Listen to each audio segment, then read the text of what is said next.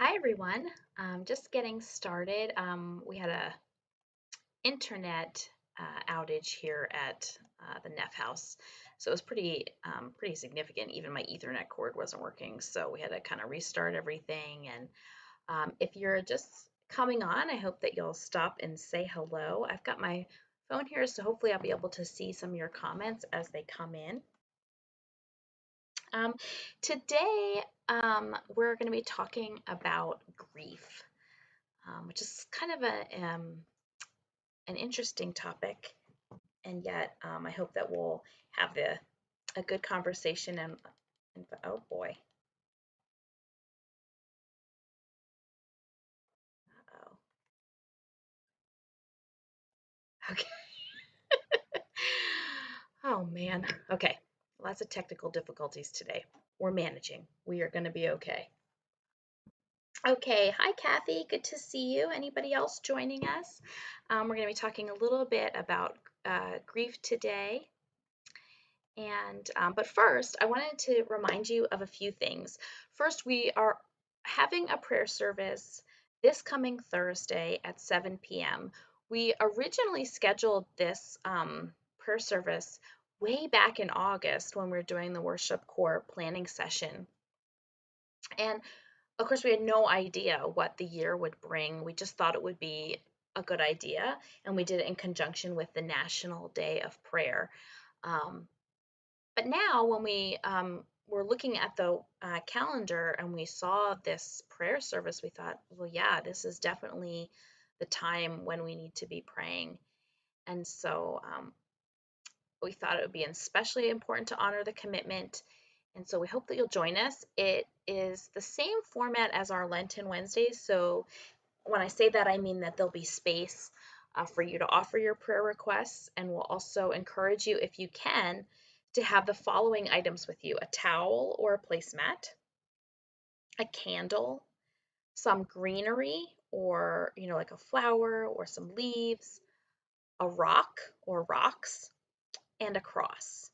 And those can be any sizes. We're just going to kind of work with them throughout the service. And the cross, if you don't have a cross in your home, you can just make one. Put two pencils together, two sticks. Um, so those are the things that we'll put those up on the Facebook page. In fact, we already did last night, but we'll do it again. That service again is this Thursday at 7 p.m. It's a prayer service. And then the second thing I want to tell you about is, as I said, today I'm going to be talking about grief because I think that we are in a time of grief. Certainly, we are mourning what might have been. Maybe we're feeling the grief around the things that we may have lost during this season, or maybe even what we anticipate losing or missing out on. And one of our members, Reverend Dr. Ted Trout Landon, is going to be hosting a class for us on Wednesday, the 13th.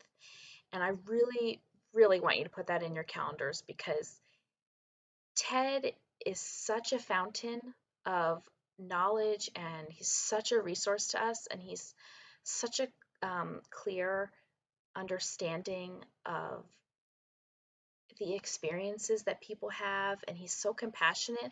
And I just want you all to be able to have the deep learning that I've been able to have from him as a mentor and as a parishioner. So his class, again, Wednesday the 13th, it's called The Spirituality of Grief in the Time of COVID. And it's a really important conversation and time to gather. And I hope that you'll sign up. I posted this sign up earlier on Facebook. It's also been in our daily devotional emails. But we really would love to see you attend. We've opened it up to people in the conference and to the association because Ted really is such a resource. I'm just checking in on my phone to see who's here. Hi, Jim. Hi, Faye. Hi, Lina. Hi, Barb. Good to see you. Hi, JJ and Lana. So glad to see you all. I said at the beginning that I wanted to talk about grief today. I've been thinking about that a lot lately, and over the weekend, Alan and I were thinking about our summer and looking ahead, and so just some important summer plans that we had didn't come to fruition. So there's a vacation that we had to cancel, and there was summer camps all the boys were going to be doing, that not happening now. Gracie's daycare continues to be closed, and we were just not really questioning those decisions. People have, that planning has to happen months ahead of time so we can really understand why those cancellations had to happen. And yet we're really grieving that they're not. So grief. There have been lots of people who have written about grief and the stages, but probably the most culturally famous person that you might have heard about is Elizabeth Kubler-Ross. And she wrote a book called On Death and Dying, and she identifies 5 stages of grief. And later, kind of years later, she expanded that to be 7. Sometimes there's 9. I mean, it's not really about the number. But in those 5, the 5 original, um, when she was naming stages, she was talking about a map. She wasn't talking about, let's say, like a map or a scavenger hunt where like each experience of grief you then check one off and then you move to the next. Although that's often the way people interpret it, that first you do this and then you do this. But that's not, as you know, because many of you know the experience of grief. It doesn't work like that. It's not just like checking boxes and moving to the next. It's much more fluid. And so, really, when she was talking about the 5 stages of grief, she was really just saying the 5 experiences, um, and the many different forms that experiences of grief can take. So, not just, and she would not have said that they were only limited to 5. In fact, that's why she expanded. Um, and that grief is really normal and it is done differently by everyone.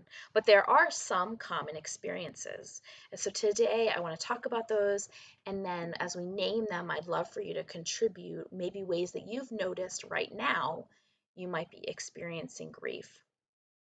But first, I want to start with a poem. Hi, Cassidy. Hi, JJ. Hi, Connie. Glad to have you all here. We're talking about grief today.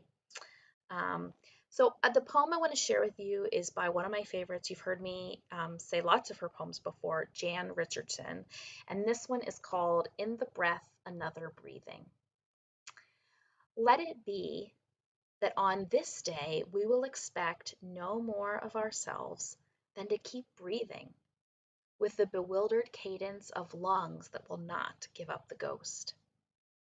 Let it be we will expect little but the beating of our heart, stubborn in its repeating rhythm that will not cease to sound. Let it be we will still ourselves enough to hear what may yet come to echo, as if in the breath another breathing, as if in the heartbeat another heart. Let it be we will not try to fathom what comes to meet us in the stillness, but simply open to the approach of a mystery we hardly dared to dream. So I started with that poem because here's the thing, however you are feeling right now, it's okay. If you're doing great, that is awesome. I am happy for you. If you are struggling, that's okay too. And that poem, it just kind of reminds me that just wherever you are, that it's okay. You don't have to try and change it. You can just be there and see what unfolds. Hi, Tori. Hi, Lizzie. Good to see you both. So Elizabeth Kubler-Ross, the author I was telling you about, she says about the stages of grief, and we're just going to go through them, and I'm going to list them. And as you think of things that resonate with you, I invite you to comment on them, share your experience where you've noticed each of these maybe, and make sure you let me know which one you're referencing. And here's the thing about grief. We often think of grief as only being when someone dies, but really, grief can happen anytime there's a sort of major life event, even good ones. So, grief can happen when you're mourning the loss of a job, or grief can happen when a friend moves away, or a friendship ends. Grief can happen when a pet dies. Grief can happen when a relationship ends. any kind of big transition, or when maybe you move from, I'm sorry, I have an itchy nose, when you move from one stage to another, when there's just a circumstance change, grief is present. And so that's why I think that grief is a really applicable topic right now, um, while we're talking about COVID. So I'm going to name the 5 stages. As you think of how they might be applying to you right now, go ahead and pop it in the comments. I'll try to reference those. Make sure, though, when you do, you let me know which one you're referring to as you describe how it is that it's affecting you. So the 5 experiences that you might have had while grieving are denial, anger, bargaining, depression, and acceptance. So denial, anger, bargaining, depression, or acceptance. And if you have a different one, like from a different uh, experience they've had, or maybe another knowledge source, it's okay to add that. It's fine. As I said, there's not only 5 ways, right, that people grieve. There's tons of ways. These are just 5 common ways. And so I started to think about those, and thought maybe we'd go through each one, but as you're commenting, I'll lift those up as well. So when she says denial, what she's saying is that maybe there's this way in which, in your grief, you act like an event hasn't happened or it isn't permanent. And certainly we know that COVID won't last forever. And yet sometimes I think the denial piece might come in with maybe thinking that it might be over sooner than it is. So for example, actually right before we started this, I was talking about the camps that we had all scheduled for the boys. And I think that we were really, really holding out that they were going to happen, even though kind of all signs were pointing to they're not. But we hadn't heard anything, and so we just kind of were like, yeah, that's totally how our summer's going to be. The boys will get to go to Parks and Rec, and Grace will go to daycare, and we're just really maybe put up a little bit of a wall, and that I think is because we didn't want to let go of what is, or what was, and settle for what is, or accept what is. And so for us, that was our state of denial. That's just one little pocket, but maybe there's other places where you might have noticed that. I think sometimes when I see really, really crowded parking lots, I think there's some denial there. And I know that we all have different understandings of how and when we're going to get back to new normal. But certainly we're still in the red with both the federal government and the state government. So it seems like, at least right now, there should not be as many people out as there are. So denial, that's our first one. Again, if you have an experience that you'd be willing to share, or how you might be noticing the stages of grief, or a particular one of them that you've noticed: denial, anger, bargaining, depression, or acceptance. So I just kind of talked about denial for a little bit. And then now we're going to move on to anger. But again, if you have something to add, you go ahead and put it in, and I'll just say it as it comes in. So regarding anger, showing irritation, or getting upset, or sometimes this might manifest in a way that's like getting upset over minor inconveniences, so sometimes blowing things out of proportion. And that feels so familiar to me, right? Like it's hard to like keep your eye on how serious a problem something really is. And I think that is the anger piece. And I think that comes out of, again, that sort of sense of like wanting things to be different than the way they are. And in a situation where someone might have died, sometimes that anger looks like being angry at the person for having died. And again, there's no right or wrong way to do any of these things. So anger is a really reasonable response to feelings of grief, because you're reacting to a situation that feels unfair or feels like just didn't want it to be that way. And so maybe even anger at God.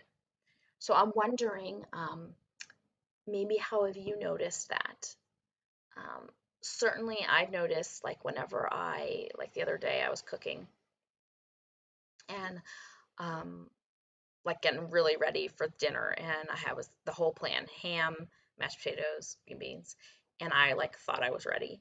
And so then I get ready to put the meat in the oven, and I get ready to start the potatoes, and I don't have potatoes, and like that about ruined my night. um, because I just couldn't wrap my head around like, oh, these stupid potatoes, and like how to make another plan. And like, not a big deal, right? But that's how you know that something is a little off whenever you take a disappointment and it just, you can't let it sit the way it, with the level of importance that it really would be. But it weighs heavier upon you.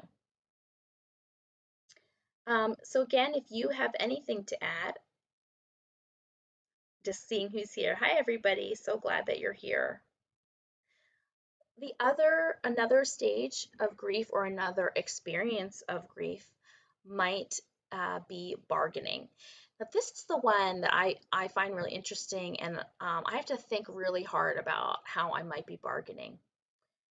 So what they mean by bargaining is, or that the idea behind bargaining is that you're trying to reclaim what you've lost. So you think, okay, if I only do this, then maybe I can get this normalcy back. So the most common bargaining that I've heard is around, um, like if God, when people pray, God, if you do this, then I will never ask for another thing again. And maybe you've had that experience before. But bargaining's one that I I have to really think about where I've done that. But the impulse behind bargaining, I really recognize, which is trying to reclaim what we've lost. And I think maybe that might contribute. Maybe bargaining is one of the ways that I was a little stubborn about canceling one of our camping trips that we wanted to take at the early part of the summer, was because I just thought, well, so is that denial piece. Um, JJ's commenting, she says, I see the anger one in my kids. They're much more short tempered than usual, and they blow up at one another and us with much less provocation than usual. Yeah, feelings are really on the surface right now. Absolutely. Um, Not just with our kids, but absolutely with our kids. And I think they're on the surface with a lot of people. I think I see it, I see that quickness on Facebook. When people comment, sometimes they might take a comment too personally, or I know I do, um, or I see a lot of anger right now at federal and state officials for the different guidelines, and I think that's part of that, not wanting to relinquish what is or what we had hoped. Okay, thanks for commenting, JJ. Again, if any of you have an experience that you'd be willing to share, we'd really appreciate it. The depression piece, and this one I think will be familiar to a lot. Even if you're not in it right now, if you have something that maybe you were in a previous time earlier in this whole experience, that's worth hearing too, because you don't know if somebody else might be there right now. So the depression is when you're feeling sad, you might cry more often, changes in appetite and sleep. I've heard of a lot of people having a change of sleep pattern, like going to bed, trying to go to bed, but not really being able to fall asleep until 1 or something like that. And then, of course, it's been a joke, right, about the COVID 15 instead of the freshman 15, it's the COVID 15. This idea that, like, you're home, so just that access to food. Um, but that might be a symptom of the depression, or feeling sad or crying more often. And I think that one for me came pretty early, that feeling of sadness or just real sense of loss. I felt that pretty early. And then that one for me comes in waves. It comes, you know, kind of when I'm not expecting it. And then I just realize, like, sometimes it's like, well, like I think we might see a lot of that. I think we saw it right after Easter. And I think we might see it at Mother's Day, especially when you think of the things that you might have done for Mother's Day. Hi, Becky. Good to see you. Hi, Stacy. If you're just tuning in, we're talking about the different stages of grief, and right now, really that we experience grief not just when someone dies, but when any big event happens, whether actually good or bad, that you might experience um, feelings of loss or feelings of hopelessness or anger. So we're going through some of the stages of grief: denial, anger, bargaining, depression, acceptance. And if you're willing to share any of those that you might have noticed in yourself or culturally, if you noticed them, we'd really appreciate hearing that because so we can resonate with each other's experience. The final stage of grief is acceptance. And I think that that is this understanding that what you've lost is important to you, um, and that you've kind of accepted that. Which I think, I just want to say that I think acceptance is different than resignation. So resignation would be like, well, we can't do anything about it, which is different than accepting that was important to me and I'm sad I lost it. Do you see the difference? Um, and I think that resignation is one that's like pretty easy to go to for people. They just think, well, you can't do anything about it, you can't change it, so why get mad about it, or why be frustrated about it or sad about it?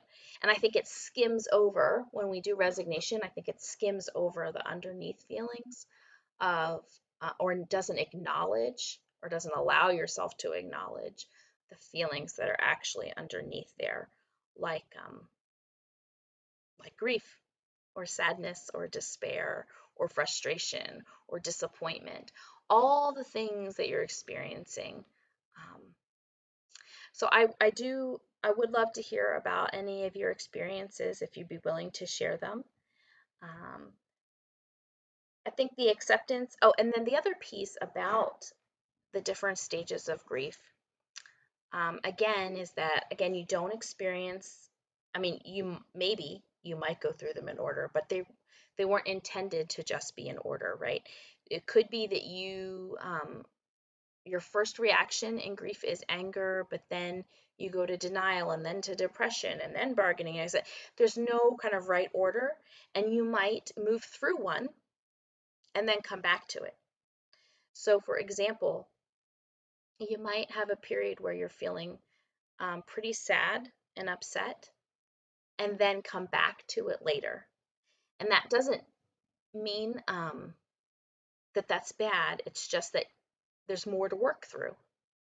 And I think anybody who's ever lost someone dear to them knows that or has had that experience, which is you think like, well, I thought I was done crying every day, and then 3 months later, here I am again. You know, there's different times in our life triggers different ways that we're going to handle a situation.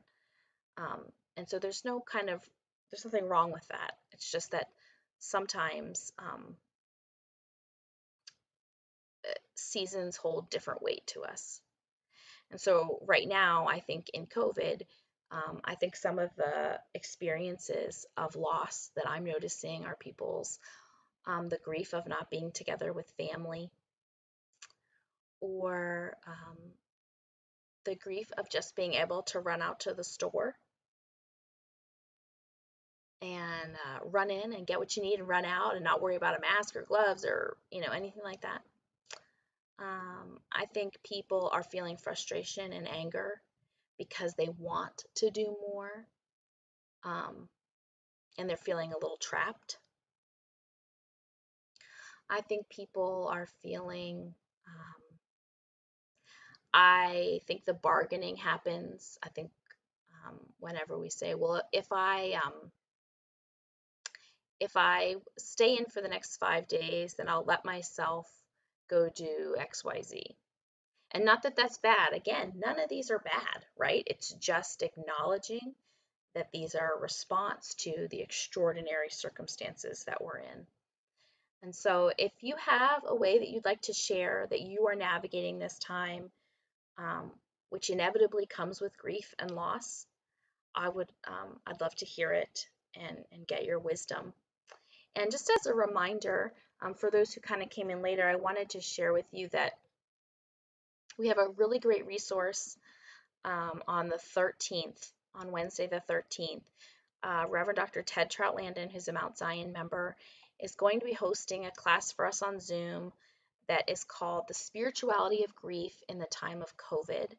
And it's a really important conversation. It's whatever we're talking about now, Ted has just years of experience and wisdom to share and offer us and learning. And he's such a good person at holding space and allowing others to process what they're thinking and feeling. So again, that's Wednesday the 13th. I posted this sign up on Facebook a while ago, earlier today, and also it has been in the daily emails. We encourage you to sign up for that. And I would love to see you there. And then also this Thursday, we're having our National Day of Prayer service. We had planned that back in August. And we didn't know, of course, that we would be in the times that we're in, but here we are. And we thought, well, yeah, this is still relevant, still important. So Thursday the 7th, that's this Thursday at 7 p.m. And if you do join us, we also invite you to bring some things with you to your worship space, and that would be a towel or a placemat, a candle, some greenery, a rock, or a cross. So today we've taken some time to talk about the different stages of grief, and maybe you have other ones that you've thought of, or remembering different times um, where you experienced grief. And those stages are denial, anger, bargaining, depression, and acceptance. And we're getting ready to close up here, and I just want to say, wherever you are on that grief spectrum, um, it's okay to be there. And I'm here to support you. Pastor Jeff's here to support you. Your church family is here, and we care about you. And if you're doing great, we're so glad. But if you're struggling or finding that this time has drawn, as the longer it draws on, it's getting harder, we feel you, we understand, and it's okay to feel that way. As we close, I have another poem for you. And again, it's by Jan Richardson. She's one of my favorites. And it's called Blessing for Falling into a New Layer of Grief. You thought you had hit every layer possible, that you had found the far limit of your sorrow, of your grief. Now the world falls from beneath your feet all over again, as if the wound were opening for the first time. Only now, with an ache you recognize as ancient. Here is the time for kindness, your own to yourself, as you fall and fall, as you land hard in this lair that lies deeper than you ever imagined you could go. Think of it as a secret room, this space that has opened before you, that has opened inside you, though it may look sharp in every corner and sinister no matter where you turn. Think of it as a hidden chamber in your heart where you can stay as long as you need, where you will find provision you never wanted but on which your life will now depend. I want to tell you there is treasure even here, that the sharp lines that so match your scars will lead to solace, that this space that feels so foreign will become for you a shelter. So let yourself fall. It will not be the last time, but do not let this be cause for fear.